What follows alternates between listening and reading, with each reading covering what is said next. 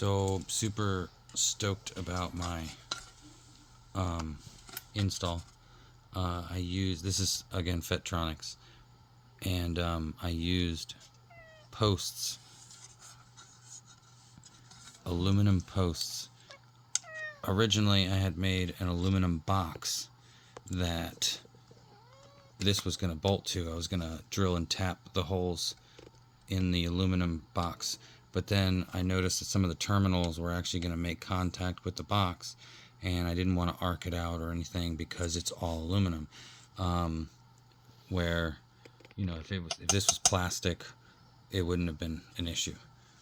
So I had to come up with something a little bit different, and Fettronics, there's holes in the panel, so I was able to buy standoffs, aluminum standoffs with the screws, in order to, you know, install it all. Really happy with it. It's super sturdy.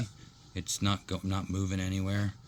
But I wanted the ability to, what if this failed? What if this, you know, I needed to service it? One of the solder points broke. I don't know. Just, I wanted to always prep for it, so to be preventative.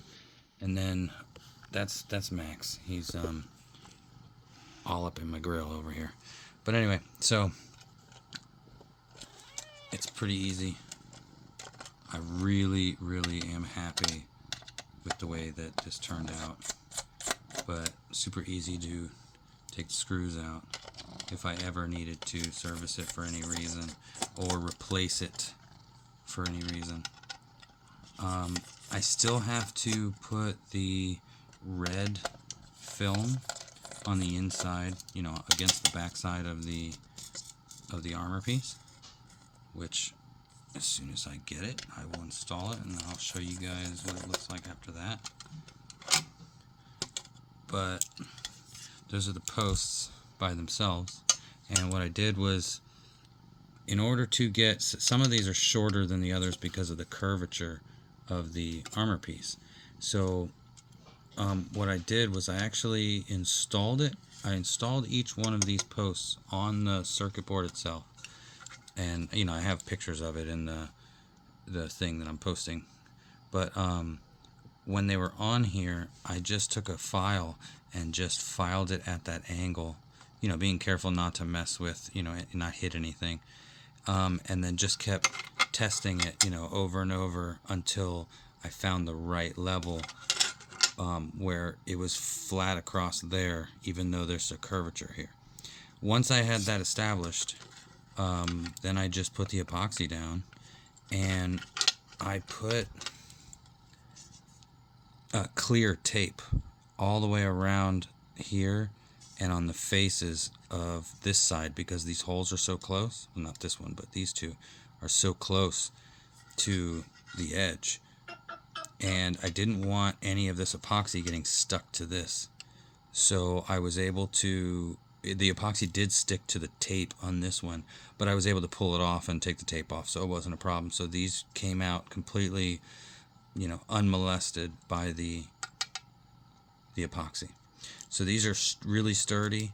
I'm super happy with them. And then what I'm probably going to do is put a piece of foam over top of all this, because I don't want all the sharp solder to be sitting there sawing away at the flak vest, the R-Caddy flak vest, because that's what would definitely happen. And then of course hey, those are my screws.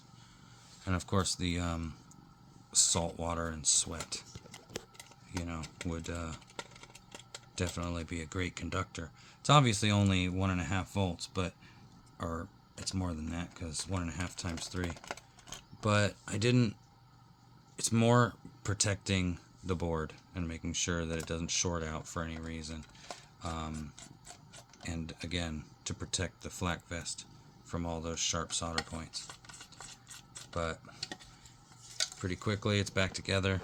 The alignment's not an issue, because I made sure that when I glued these down, here, play with the screwdriver.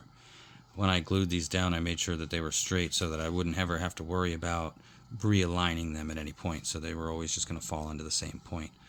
So super happy about it. I mean, it's legit now.